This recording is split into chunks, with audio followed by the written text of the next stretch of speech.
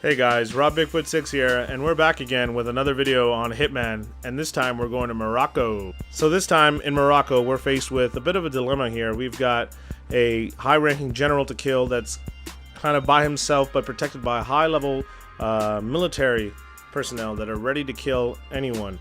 And then on the other side of the spectrum, we have a riot going on, and in that riot, you have to kill a Swedish former banker.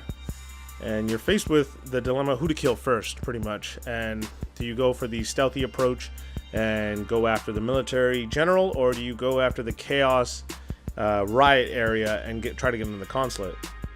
So after I decided that I was going to go after the Swedish former banker, I now had to figure out how I was going to get in there. And after a little bit of nitpicking and walking around, I finally narrowed down my search and decided I was going to become a local cameraman and come in with a CNN lookalike crew that was going to go in and do an interview with him.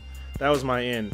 But as I started to go around and check things out, I started to realize that this mission in this setting was kind of a step back for how the Hitman game was going.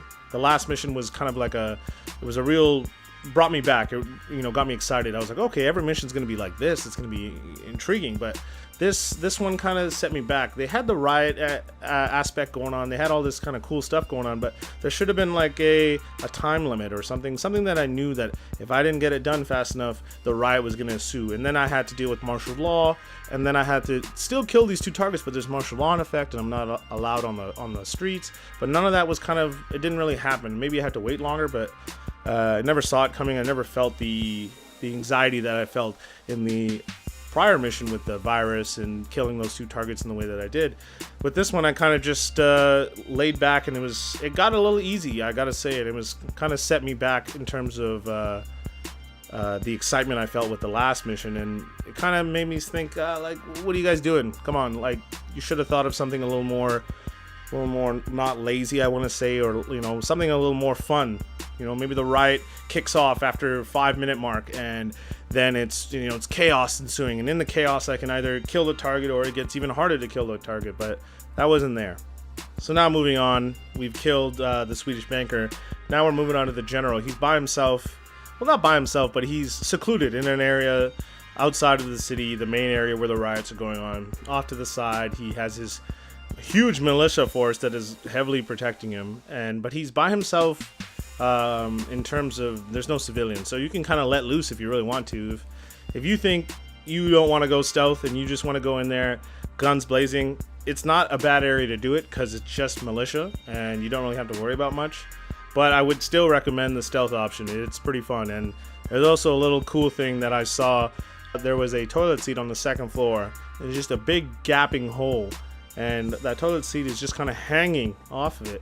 And you look down, and it's just two soldiers sitting there, and they're kind of just trash talking the general himself. Well, he's not there, and they're kind of just mingling and talking. And if you time it right, the general actually comes in there and yells at these guys and tries to get these guys in order. And during that time, if you time it right, you can throw the toilet seat and crush him and kill him. And it's a funny way to kill someone with a toilet seat. Just like how we did last time with the golf ball, but this time it's a toilet seat. I think it's a nice little trending that we're trying to do here. And we tried time and time again, but we could not seem to get the general. I don't know if it was a glitch or I don't know what it was. You can see in our video here, we tried a lot to try to get the toilet seat setup scene, but we just couldn't do it. I don't know what was going on. So I got really upset at one point and I just put a bullet in his head and I left. Alright guys, now that I've killed both, now we're left with a nice cutscene that kind of confuses you a little bit because you're still trying to wrap your head on the storyline because it's so minuscule, month to month, just getting one cutscene. It's kind of like a slap in the face, but also keeps me addicted and keeps me coming back just like crack. Keeps me addicted and keeps me coming back just like crack.